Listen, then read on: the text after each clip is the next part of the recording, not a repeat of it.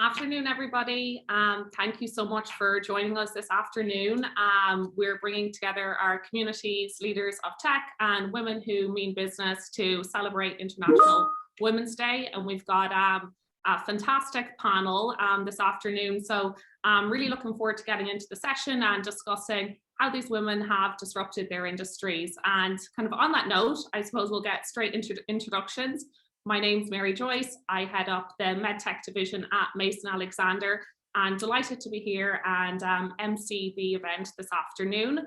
I'm going to pass it over to our first panelist, Camille, and ask her to speak a little bit about herself and give us a background. Awesome. Thank you so much, Mary, and thank you all for having me. My name is Camille Tate. I'm the head of talent at Strava. If you don't know what Strava is, we're a fitness tech app. We're the #1 social networking app for athletes. And who is an athlete? Anyone who sweats. You don't have to be an endurance athlete. I'm certainly not to be on Strava or to work at Strava. But I've been with Strava for about 15 months here and just shaking up the way we do hiring. And so that's my job here, and I love it. I've been in tech since about 2005, actually, doing technical recruiting. And so in a few years, it'll be 20 years of my journey in the recruiting space. I love it.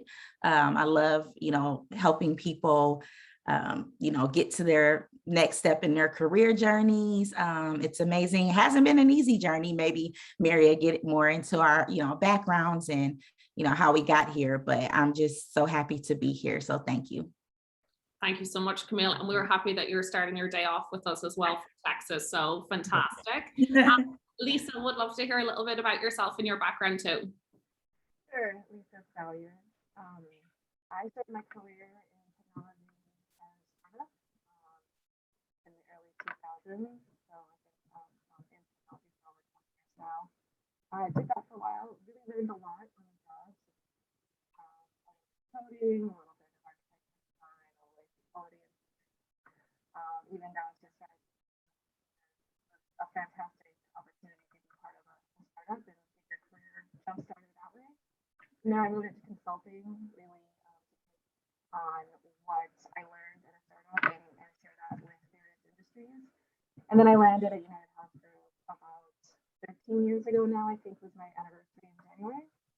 And for those that are not familiar with the health group, we are actually got two parts to our company. Optum is one part, and United Healthcare is the other part. And the company is United Health Group, which is a Fortune 6 health insurer in the United States. And we have our tech branch is part of Optum, so we see that I'm part of Optum Ireland. That's why that's the explanation of why United Health Group and Optum are often lumped together when you Google us.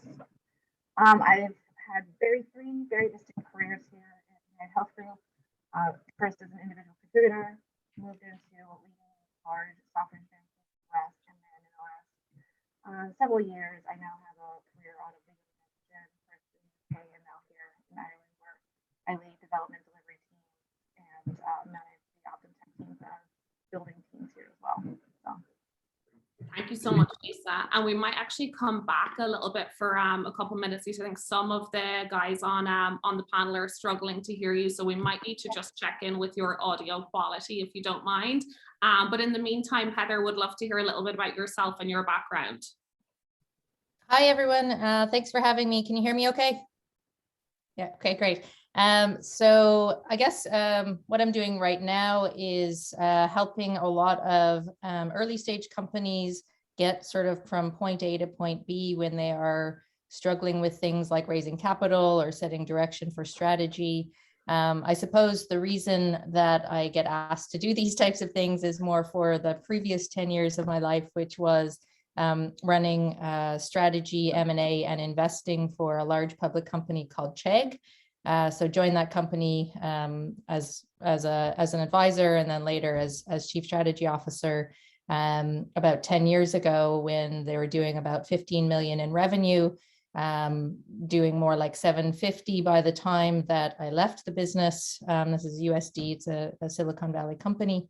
And it was a business that helped build digital learning tools for college and high school students. So my job was really finding really interesting founders, convincing them to sell to us, doing all of that negotiating and bringing them into the company and really helping them sort of realize their big vision of helping, grow the business, get access to a big audience.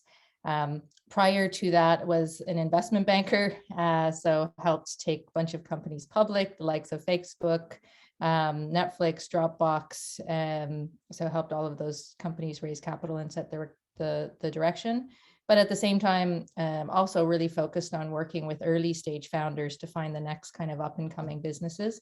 So for the majority of my career, I've really worked with really early stage companies, even at larger businesses as well. Okay, interesting. I'm really excited to hear about that kind of bird's eye view with early stage companies coming through. So thanks for sharing that. I'm going to pop back and see if Lisa's with us and would love to go back to her intro, because I think some people were struggling to hear. Lisa, do you want to? Sorry, I lost video now. Apologies. But yeah, is that better? Yep, we can hear you perfectly. Great. Did you want me to cover again my intro or? Yeah, we would love to. I think lots of people were struggling to hear, so we've plenty of time and would love to kind of go back and recap on that. Sure. So see if I can do it even better the second time around.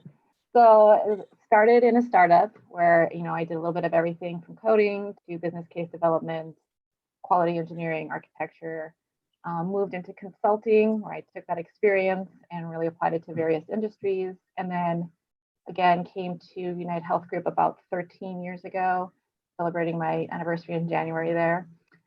Started out as an individual contributor, doing architecture and design and delivery for various applications without Strava Optum. And then moving into delivery director, where I led large software engineer teams globally. And then in the last several years, moved into the EMEA region, where I here lead a delivery team out of Ireland, as well as manage new teams that are being built here. And I think I'll just go over again what United Health Group is for those that may not be familiar with us, especially here in Ireland. So United Health Group would be a Fortune 6 in the US health insurer. And underneath that, we have Optum and United Healthcare. And within Optum, you would have your tech teams. And so that's why if you look me up on LinkedIn, we'll say Optum Ireland. And if you Google Optum Ireland, you'll often find United Health Group associated to that. So. Fantastic. Thank you so much, Lisa. And really excited to get into some of the DE&I strategies at Optum. You guys have a fantastic reputation on the market. So I'm excited to hear your perspective as a line manager. But I might come back to you. First of all, Camille, you said in your intro that you're shaking things up at Strava, which sounds really excited in terms of what you guys are doing from your talent strategy perspective. I guess the first question I'm curious to get into with all the panelists is, what has your organization done in terms of DE&I strategies in order to create a more inclusive working environment? Sure, Mary, thanks for asking that question. Yeah, I feel like wherever I go, things shake up a little bit. And that's why I love this, women who mean business, because I do. I mean, not only at Strava, but outside of work, DEI, anti-racism is a passion of mine. And so knowing Strava has committed one of our ABCs, some companies might call it like your values or your foundational principles. We have ABCs. Our number one ABC is anti-racism, and we're working to build an anti-racist company and really think about diversity, equity, inclusion in every way. That means from compensation, hiring, how we have affinity groups and hold space for things that happen in the world and in different communities that we're addressing these things. And we don't, and this has been a transition for Strava. When Strava started back in 2009, originally, of course, it wasn't started with, it was kind of, a big kind of grouping of tech companies that ran a certain way. And I think Strava has made a pivot over the last several years in terms of, hey, our company doesn't look like this. our company doesn't reflect the community that we're trying to build externally, we really need to work on building that internally so that it can show outwardly. And that's really what we've been working on. We made our statements clear on, that we're trying to, build an anti-racist company as something that you have to pursue every day, not only at work, but in your personal life. And, I think that our teams have done a great job. We had an anti-racism working group, an anti-racism framework that we've built. From a hiring perspective, I know people look for, what strategies, what are the cool things that you can do? I think the biggest thing you can do in terms of talent strategy as it regards to DEI is accountability. And that's what most companies don't have, is you say things, but then it's left undone, right? And so you have to have someone who says, no, we're going to do this, or this is what we said, we're going to hold the feet to the fire and do it. And for me and my team, in terms of talent and recruiting, some people go really, really fast when they recruit and they just want to, fill the role. And that's not my philosophy on recruiting, right? If you have a predominant type of applicant or a type of audience for your business, and that it's not diverse enough, it's your job to, and the whole company's job actually, to, expose those opportunities to people from all different walks of life. And that's so important. It's not just about cherry picking people, but if you see that, a majority of your audience and your applicants, are just, from a homogenous group, you need to work to fix that. And that means partnerships with people. That means doing things like this. That means getting the word out and evangelizing about Strava and the type of culture we're trying to build. We talk about this with our candidates, right? Because it's a part of our culture. And if you're not on board with, embracing diversity, equity, inclusion, and talking about it at work, some people don't want to talk about these things at work. They want to just go to work, go to their desk, do their jobs, and go home. Well, this is a part of Strava. And so when we talk to candidates, we talk about it. When we're at work, we talk about it. It is ingrained in our culture, and we don't shy away from it. And so that's really been a part of our strategy, is really putting it into our culture and really talking about it and pursuing it every day. You have to continuously work on things like building anti-racist culture and environment, and also diversity, equity, and inclusion. I love that. And I think I'm looking at the comments that are coming through here, and somebody had said they love your initial comment. Strava is for anybody who sweats, which might be one of the most inclusive things I've heard. And it sounds like, yeah, I agree. It's easy for somebody to put a corporate statement on a website or on a wall in a boardroom, but actually to live and breathe. And like you said, make sure that your employees are reflective of the population that you're selling to or you're marketing to. And it sounds like you guys have done a really good job of actually holding yourself accountable to those goals as well, which is fantastic. Lisa, kind of on a similar note, would love to come to you in terms of Optum's approach to DE&I, and how you guys have, if there's any particular strategies that you've embedded, from a technology perspective. I know those industries can be pretty male heavy, but my colleague Sophie Kelly, who works closely with you, tells me that you've got a fierce female leadership at Optum. So would love to hear about how you guys have grown that. Absolutely. So clearly we're a large company. There's loads of programs. We represent the healthcare industry, right? We are the largest health insurer in the United States. And so there's absolutely a focus and you will hear our CEO, Andrew Whitty, talk about breaking down silos, making sure we're inclusive, that we are meeting inequity in healthcare, with creative solutions. So from company's perspective, I think our CEO is very transparent with his vision. Locally, I am the executive sponsor for our Women in Tech local chapter, so the Ireland chapter, and they are just a lovely set of ladies. They keep me on my toes about how much more we can be doing. And one of the things we really understood early on is giving women confidence to be in tech, right? And the abilities to just, especially if you've left the workforce, to do what, maybe raise your family or take care of family, maybe not even children, and you have other care responsibilities in your life, and now you're trying to get back in. Tech moves so fast. And how do you stay, fresh? And can you show up to that interview to actually, demonstrate that you have the chops to sit next to your tech colleagues after being out for so long? So we partnered with SkillNet locally and have taken on their Women Reboot program. And I'm just super excited to have been able to pilot that successfully. So, we wanted to be sure that we were set up here locally to make it a success. So we piloted it with 2 ladies.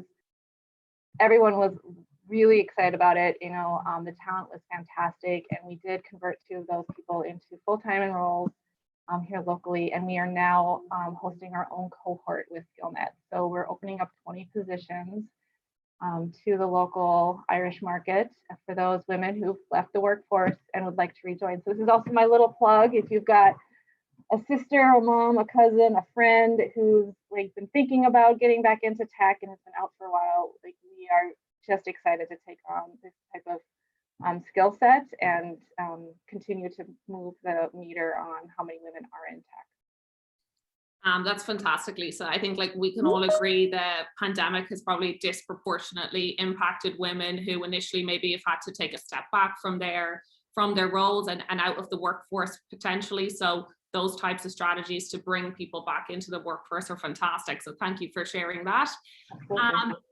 Heather, I'm guessing you might have a little bit of a different lens on this, but really curious to kind of hear your experience, maybe working with some of the early stage companies that you've supported, and how you view the importance of DE&I within their organization and maybe strategies that you've observed as well. Oh, you're on mute, Heather. Hi. So I won't bother talking about my time at Chegg because, I would say that business is doing so many great things for DE&I, and I can't take credit for any of them. There's a really fantastic team there that is super focused on it and doing great work there. My experience is very different on the VC side and early stage company side. Obviously in the first 12 months, 18 months of a business, you're sort of just trying to plow ahead and get as much done as possible, as cheaply as possible, to get to a point where you can convince somebody to give you some money to make it even bigger. When I've invested in businesses and got excited about businesses has been typically around ones that actually do care about these things going into it, and it's baked into how they're building the business, both on the DE&I side and on the sustainability side. So I've invested in a number of businesses that care about people and the planet. And, it's been a really interesting process because, as we're out raising capital, we're trying to think about not just the business, but the venture side of it.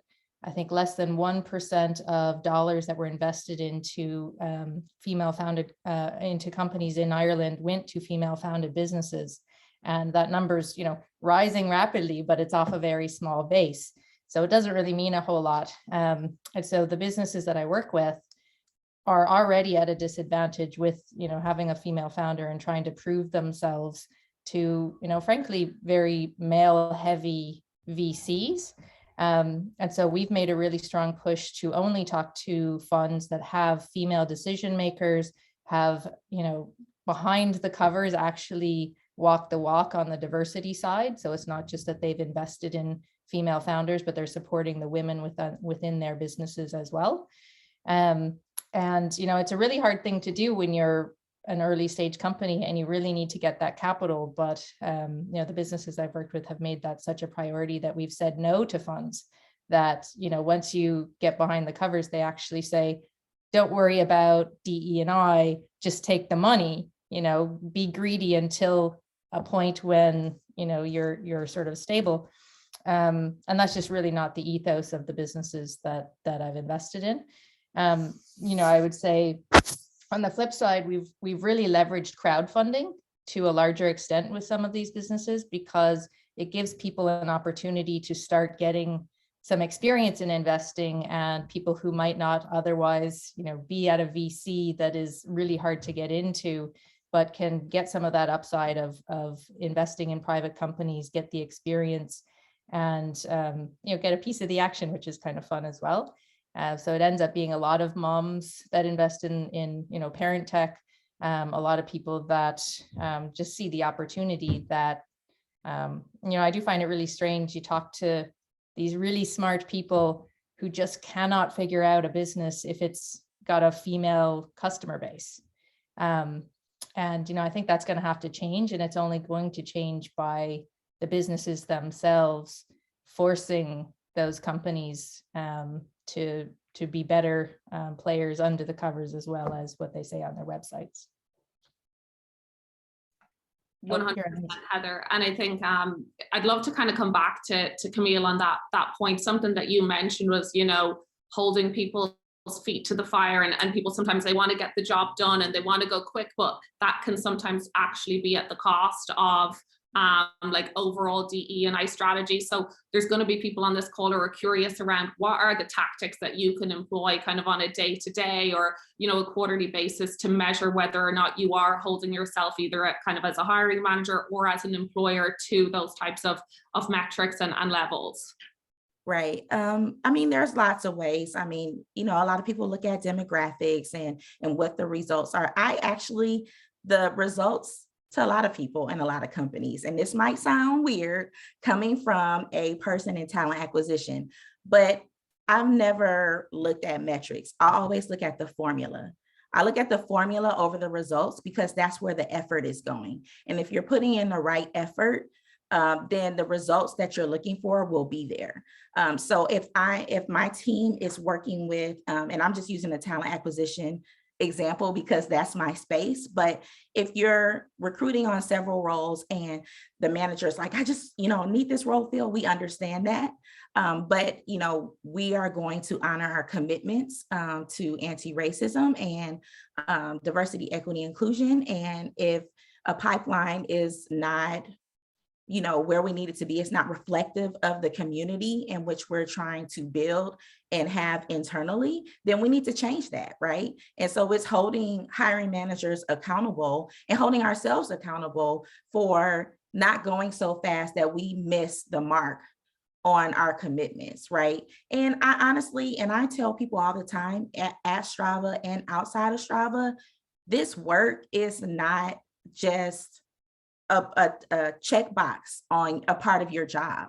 It should be something that you feel wholeheartedly as a person, as an individual, because that's the only way it'll translate to be authentic to you as a person that's working at Strava, or to you as a person that's building this great company, right? And what we want to see with our 95 million athletes on the platform is people from all different backgrounds doing what they love to do, to be the center of connected fitness for so many athletes. It's important that you have that genuine, authentic interest in building that type of company, so that the things that we're building, the activities, everything that our athletes can do is worked on and built by people that come from different perspectives. Right. And so it's important that at every step of the way, we ask the question, is this supporting our ABCs? Is this supporting when it comes to compensation even?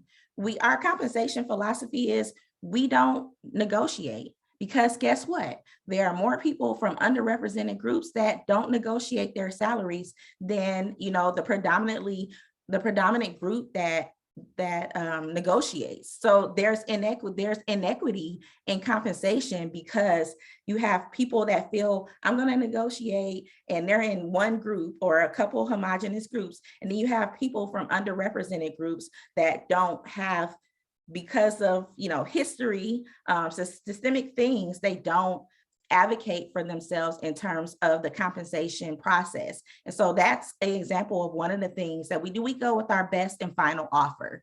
There's no lowballing. There's no, this is the beginning of the range, so we're going to put you there. We don't do that. And we're upfront and honest and transparent about that. We want everyone to be equitable and whole in their compensation. So the fact that we explain this to people and say, hey, this is how we present offers, and it's our best offer that we can give to you because of A, B, and C, and because of our ABCs, is amazing to me.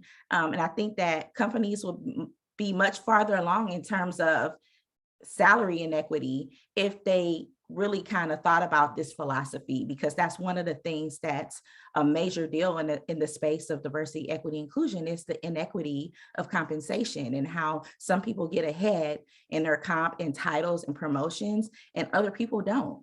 And so that's just one of the ways when we think about it, and we try to incorporate different strategies into how we do things, but that's just a few things, but everything we kind of take a look at it and say, what can we do here that really embraces and holds us accountable for our ABCs? Yeah, I think the thing I'm taking away from it, and I'm sure the panelists and everybody listening will agree, is like your ABCs are your DNA at Strava. Nothing is kind of happening by surprise or by chance. It's actually built into the company, and you can see that in the kind of authenticity of how you speak. So thank you.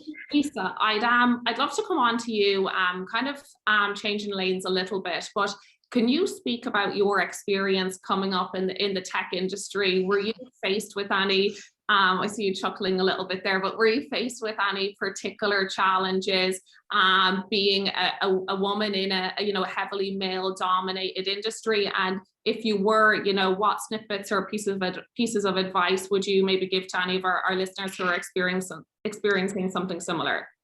Yeah, I mean, I changed to my headset, so hopefully you guys can hear me a bit better. And now I'm embracing my full tech nerd as well. So really living the part for you all. No, absolutely. I don't think there's a woman in tech that doesn't feel a challenge. And if we didn't, there would be more of us, right? So the statistics speak for themselves. I think the most important thing is you can't control others, right? And I really embrace, what can I bring to the table? How do I want to show up? When I approach a difficult maybe colleague or maybe somebody that's just not seeing me as a technologist or an equal, what can I bring to that conversation? What's my goal? What do I need to happen? And I think that's a really great and healthy place to come from. You can just kind of sit there and get angry and like, hey, how come they keep not thinking I'm technical? I think that would be one of the ones that I struggle with sometimes, is like, I work in IT, of course I can do that. Even my kids sometimes are like, Mom, maybe we need to call somebody else. I'm like, oh my gosh, no, I can do this. So I think it's just like, how can you show up yourself and what can you control? What is your realm of control? And I think mentors, it is so important to have that safe space to not only vet what you're going through, but also to receive feedback on how you're showing up. You may not actually be showing up like you think you are, right? And it's you need that safe space to be like, hey, Lisa, when you said that, it actually sounded like this, or you give off this aura when you're talking. You might want to just be cognizant of that when you come into a meeting. For instance, if you ever meet me in person, I'm very tall. So I can often come in and people are just like, whoa, and so I have to kind of like put people at ease, right? Like, hey, I'm a human too, and like, let's just all get along. So, and that came through mentor feedback. You can sometimes be very, you can fill a room. So, and that's fair, and it's something to take into. So I think mentors, and then what can you control in the situation to be successful and get what you need to move forward. Really, really good advice. And even at your level now, Lisa, I imagine you probably have a big line of list to people who want to be mentees under you, but do you still hold like mentor relationships? And do you think that's important, like as you progress kind of through the ranks as well? Absolutely. I think mentors and also champions, especially as you get to the higher levels. So there's a difference, right? A champion is somebody who's already at the table that you want to be at and has that level of influence. And they're the ones that are going to be in those conversations that often happen behind closed doors. And they're looking for the next inside talent to put into an open position, right? So especially as you get in further up the ranks, you're going to want to find your champions. And I will say I've had two people basically break the ceiling, twice for me. That got me to kind of those next big promotions in the tech world, where they were in a one-on-one conversation with a senior executive and they're like, who could this be? And they're like, hey, have you met or of? and here's what she brings to the table. And that really helped. And I keep, you know, I stay in touch with them, and they continue to do what they can as my career progresses. But I always often profusely thank them, right? Because you need those champions in addition to the mentors. And similarly, I do the same, like as I'm looking at across the site, right? When we have open positions, like, is there a woman that maybe wasn't considered or isn't being considered? And I am their champion in those circles as well, and paying it forward. I love that, the power of advocating for other people and not go unremarked. Heather, coming to you, kind of in the VC world, very male dominated. What type of challenges, if any, have you faced, and what can you share on that? Oh, you're on. You're just on mute there, Heather. I'm really bad at that. Yeah, I would say even going back to the investment banking days, like when I was, you know, my early 20s, first job, I worked on a team of 12 that had never had a woman stay for more than 3 months because it was just such an awful culture. They would literally get up at noon, go to the strip club, leave me to do the work, and then tell me I didn't do the work. And so, you know, I would say from there, my next job, I did everything in my power to make sure that I interviewed every single person I was going to have any kind of relationship with, you know, as a working professional, to understand what their motivations were. Are they good people? And, you know, when I landed at JP Morgan, I did an internship there, and I think I got really lucky because, you know, we were working on a deal that would have netted the business millions of dollars. And the head of the group had heard that the client said something that was a little bit off color to me. And he called me into the office, and here I thought I was, you know, going to get in trouble. And he said, tell me right now if you want me to fire this client, because I can't have him, you know, saying things like this to my people. And it wasn't even the worst thing I'd ever heard. So, you know, I was very excited to accept a job offer there. And, you know, from there on, made it really critical along the way to make sure I was understanding who the people I was working with were going to be, and that they were good people, not just a good job, but good people as well. I think I've done that as well on the investing side, which is, you know, even if it's a great idea or business or team, make sure there are good people who are doing the right things, you know, across the board. It is very difficult, to be totally frank, still, and it is shocking, you know, the number of funds that are coming up that are even sort of female backed, that say we support female founders, and, you know, we want to be your first check, and we're there for you along the way. You know, I think what does come across is you have to think about the woman on the other side who is, you know, kind of in her own male dominated industry and has to hit those home runs every time, because you don't get the same kind of leeway to make mistakes. So I think it's hard on both sides to figure out, you know, how do you get the right investor with the right company? And, you know, once you do that, it's kind of magic, and everybody helps and pushes towards the same direction and the same goal. But if you don't have the right ethos on both sides, just taking capital because the capital is there and you want to build your business can be really detrimental to the outcome of the relationship and the company. Yeah, I got chills when you just described that situation of being pulled into your boss's, you know, office. And unfortunately, I think probably everybody on the call was thinking that, like, they're going to side with the client, not with you. And the fact that that is our kind of knee-jerk reaction shows why it's so important, why we're on this call this afternoon. Camille, from your perspective, similar question: what types of challenges have you faced, and then also, how has Strava, or maybe some of your previous organizations, kind of supported you through those scenarios? Great question. I can actually talk for hours about this, unfortunately. Just as a Black woman in tech, it has been very challenging. I started my career on the staffing side. And I would say that I had an amazing mentor, amazing boss that really trained me up to do well in recruiting, really got me on a good start. And then when I started going into corporate, that really, you know, changed for me. The one biggest thing that you know, you think a professional with good skills shouldn't have to worry about, but it's a challenge, is my hair. And so you're like, you know, if I wear braids or if I wear it natural, if I wear it straight, people are so concerned. And you're like, I'm just doing my job. And you wouldn't think that's a big challenge to overcome. But for me, that and just microaggressions, you know, I've had the pleasure or the privilege to look very young for them, you know, will be 42 in September. And so me looking young, like I've walked through the hallways and a leader will pat me on the head and say, hey, kiddo. I mean, who does that? And so it's just so many, the microaggressions, the macroaggressions.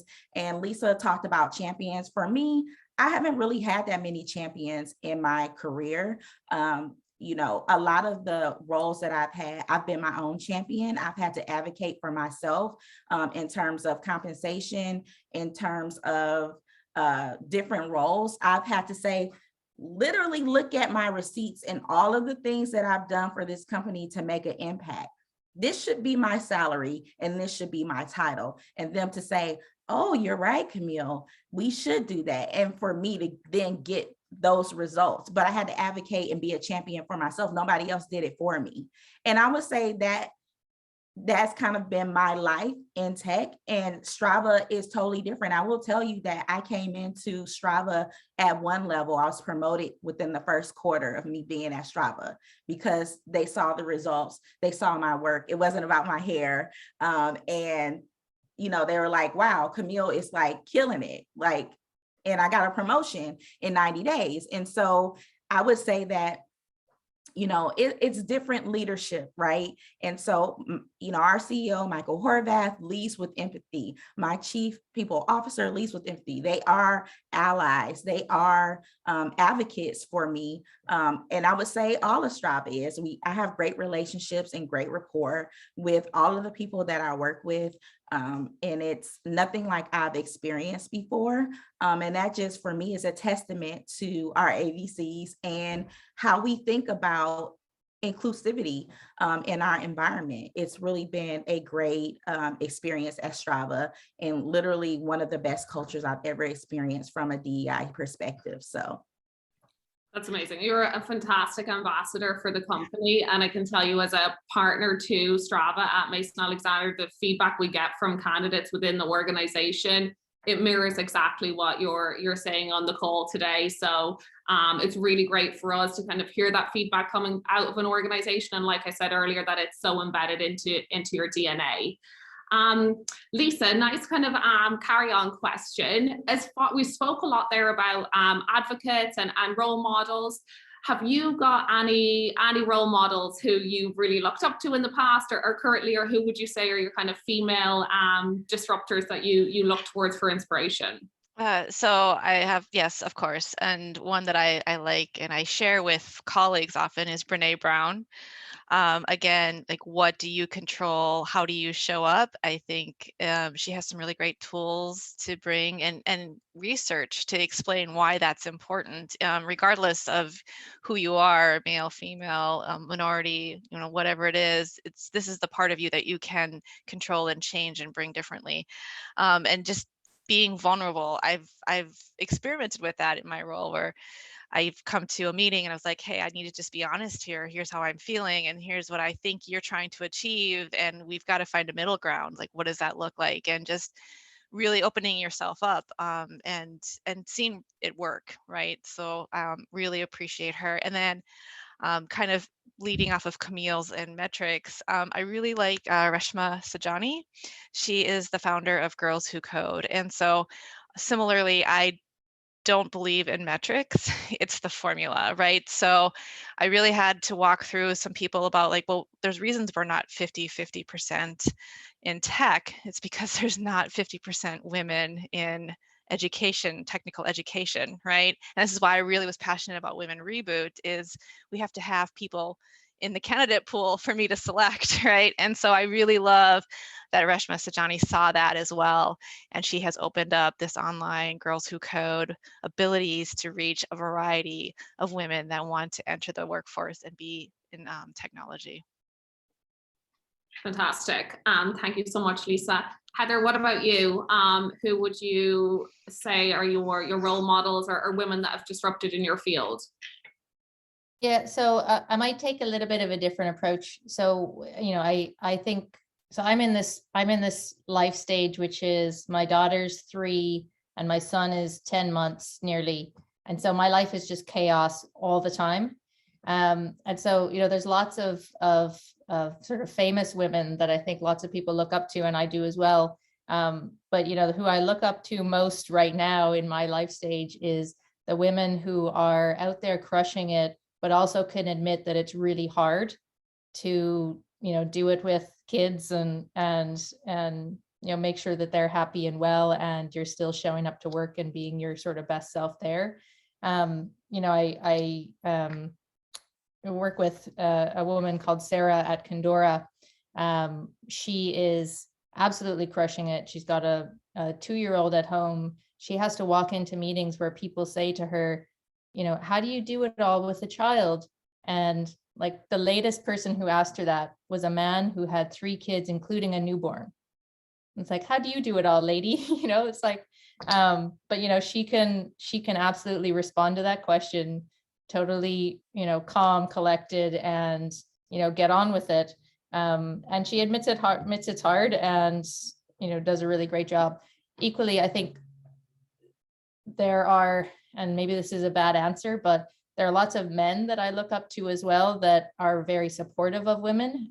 You know, I've always found that, you know, these sort of women's groups and DEI groups that only include the people that are, you know, affected and not the people who are maybe causing the issue, has always been a bit of a struggle for me. So, you know, even someone like Andrew Lynch, who's the founder of Mason Alexander, you know, I asked him, does he know anybody that might want to invest in the business? And he gave, you know, a long list of men, and not because they had a baby and not because they, you know, support women, but because they were smart people who would understand that this is a great business.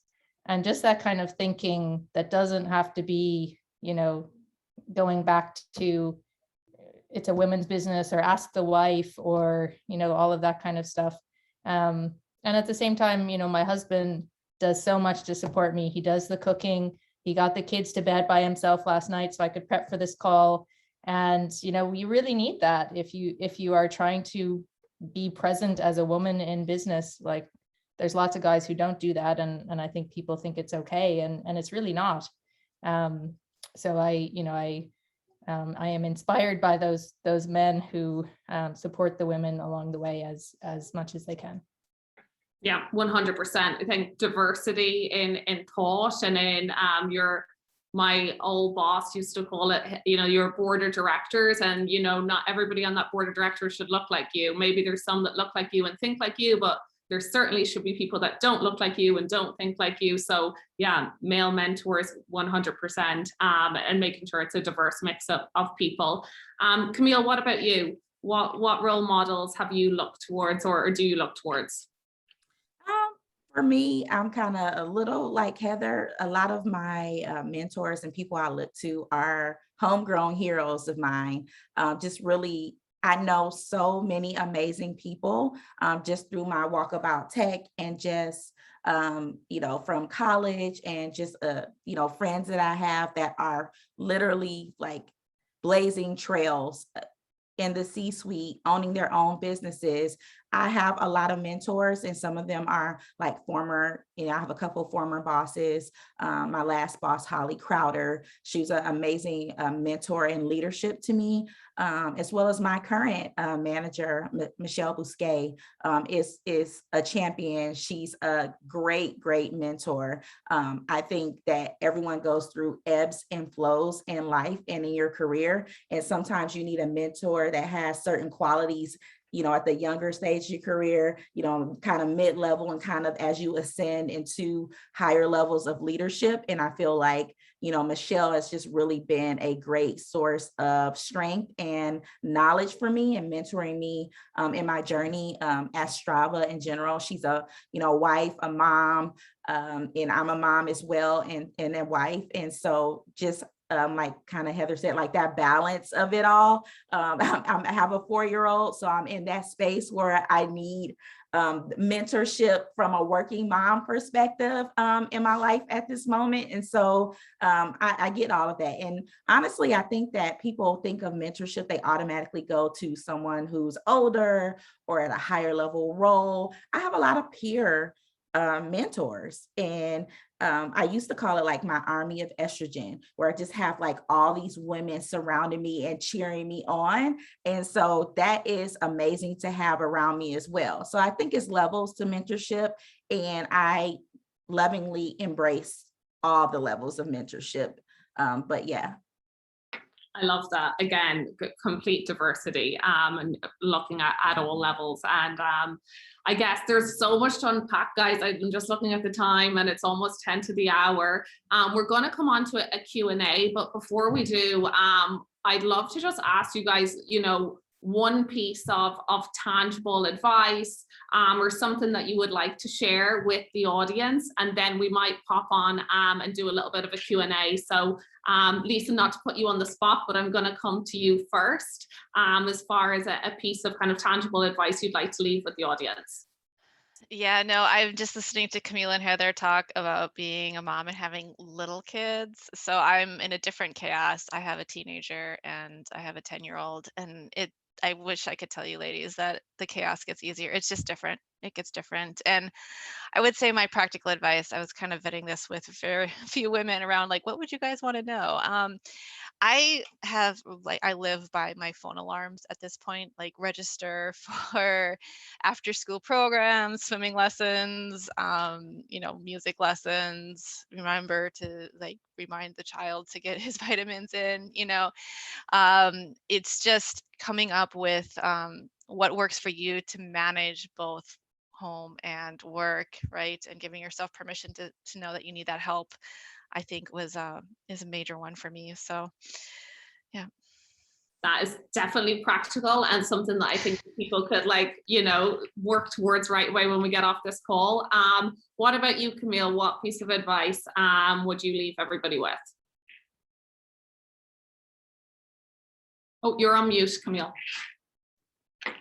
Sorry, I thought that wasn't gonna catch me, but it did. There's so many things. I guess the umbrella of it all is to advocate for yourself. And under that umbrella, I would say it is important. I know it's important that, you know, in your life, in your career, you take a break. And so I've done it, you know, the last couple of years of my career. I take mental health days. And it's different from PTO, right? This is, you know, I tell my boss wherever I've worked, I'm taking a mental health day on this day. And it's just a day you do whatever you need to do to take a break. And I think some people, when they think of time off, they just think about, oh, I have to go on vacation, or I have to be doing something, or it's multiple days. Sometimes taking a break is like every other week, I take a Friday off, or once a month, I take, you know, a Tuesday off. It doesn't matter. That would be my advice to any working professional, is to take a break, especially in tech. It's very fast paced, lots to be done. We are not doctors. People's lives will be okay if we step away for a minute. So advocate for yourself and take a break. Great advice. Thank you very much, Camille. Heather, what about you? Yeah, it's funny. I was wondering what all that buzzing behind Lisa was this whole time. Some of her alarms. That's a good one. Yeah, I would say unless you are applying to Strava, everything is negotiable. You know, I've worked with so many people who, you know, you get a term sheet or a contract or anything put in front of you, a job offer, and people take that as set in stone and they go, oh, well, it's not what I was expecting, or it's not what I wanted, but you know, it's the job I want, or it's the money I want, or it's, you know, so I'll just take it. And, you know, I you know, my whole career has been negotiating. And so to me, you know, that's just the first volley. And what you might end up with is, you know, could be unidentifiable to that first volley. And so I think going into any sort of negotiation or discussion, you should really understand what are the things that are important to you. And even if it's as small as I want half a day off once a month for a mental health break, you should make sure that you talk about that up front, because, you know, and I did a lot of negotiating with founders, and for founders, you're buying a business, which is their life, it's their baby. And, you know, they've got things in their head of, well, I need to buy a house, or my wife's pregnant, or there's certain things that they're trying to accomplish through the sale. And if they don't tell you, then you can't figure out a way to solve for that.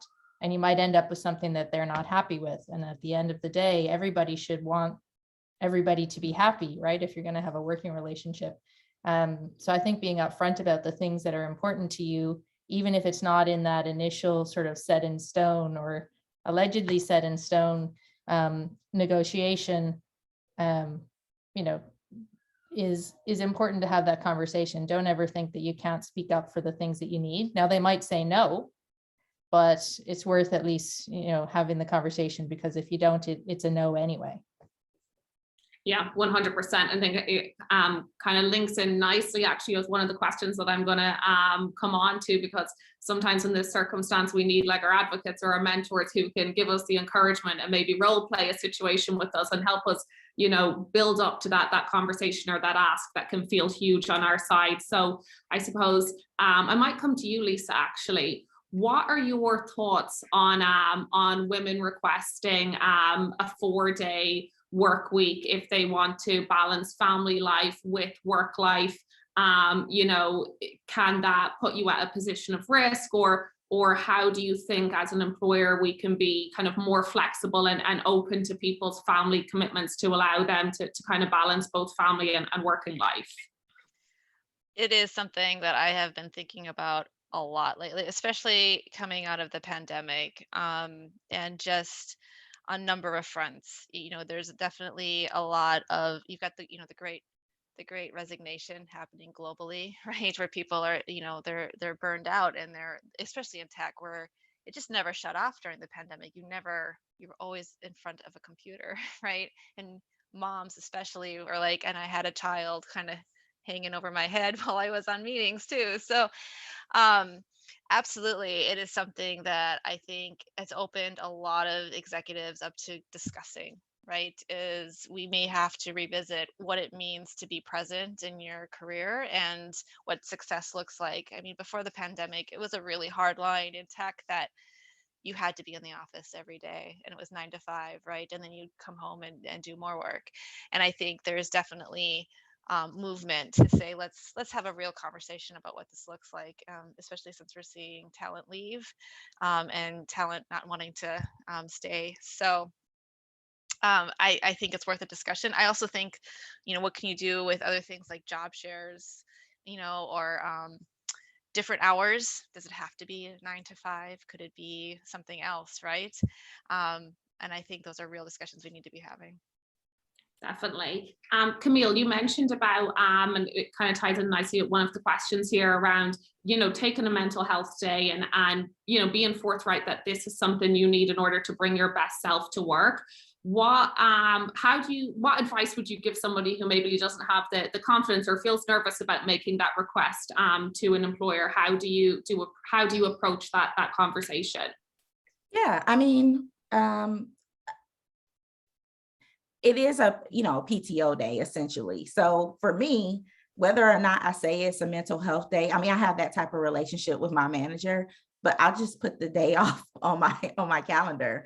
It's a 1-day request. So, I mean, even if you don't have the confidence to say, hey, it's even having in your one-to-one conversations with your manager saying, hey, I think in a couple Fridays, I'm going to take a break and, get some rest and come back refreshed and things like that. You could even say it like that. I think that, it doesn't need to be like a major deal, but if you have PTO, and a lot of people struggle. I've just been in HR for so long. A lot of people struggle with even just taking PTO, right?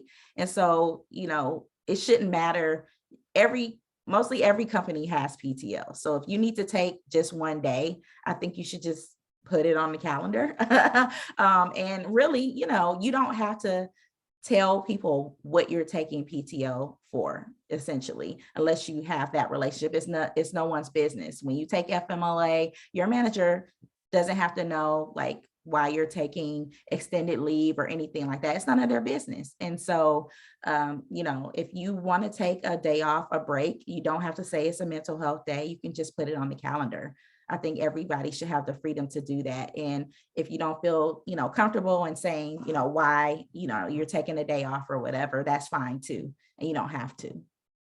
But this is not something I discussed with my manager before I started Strava. I know our culture, and I'm like, if I'm taking, I'm going to take a Friday off just to reset and come back.